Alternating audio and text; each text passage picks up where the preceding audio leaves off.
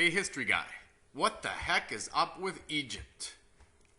The ongoing and confusing crisis in Egypt provides us with an opportunity to showcase how history can provide insight into today's world and instruction concerning its trajectory. In 2011, Egypt's President Hosni Mubarak was expelled in a coup and temporarily replaced by someone named Mohamed Morsi, the leader of the Muslim Brotherhood. But now Morsi himself has been ousted, and Egypt is poised to disintegrate into civil war, with the United States, which once backed Mubarak, and then Morsi, seemingly just along for the ride. To understand what the heck is up with Egypt, we need to pull together three historical threads which culminate in the tragic outcome that is an unresolvable crisis.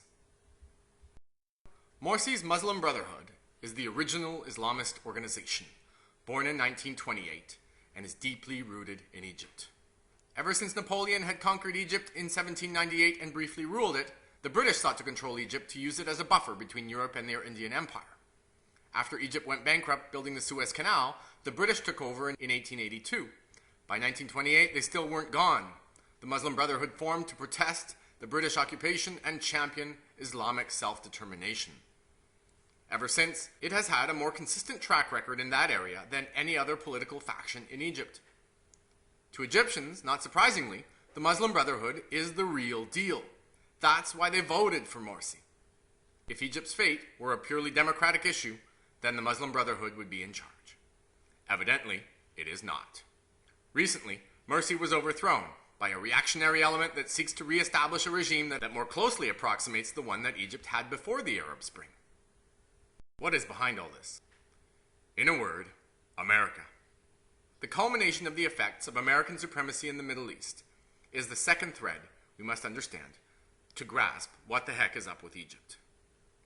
From 1981 to 2011, America supported a military dictatorship in Egypt under the so-called presidency of Hosni Mubarak. Why would America do such a thing?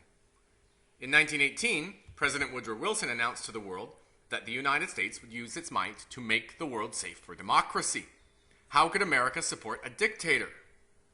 Contrary to the belief of America bashers, the choice was not an easy one, nor was it deliberately immoral. In 1947, President Harry Truman extended Wilson's purpose to make the world safe from communism. To prevent communism from engulfing the world, difficult choices had to be made. In 1956, one such choice was to allow an Egyptian military leader, Gamal Abdel Nasser, to nationalize the Suez Canal. America reasoned that appeasing Nasser would prevent him from siding with the Soviets. It didn't work, but even though Nasser became a pro-Soviet thorn in America's side, he failed to wipe Israel off the map, so the problem he represented was contained, and America could tolerate his regime. Nasser's protege, Anwar Sadat, was more pliable to U.S. wishes. Under the influence of the idealistic American President Jimmy Carter, Sadat even agreed to peace with Israel, which seemed to put Egypt on a more progressive track. The U.S.-led initiative was anathema to most Egyptians, however. Egyptian Islamists leapt into action and assassinated Sadat.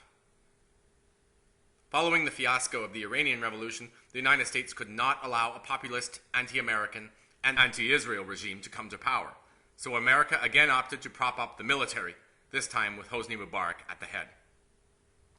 With U.S. support, Mubarak implemented a state of emergency in Egypt for 30 years, keeping both communism and Islamism suppressed.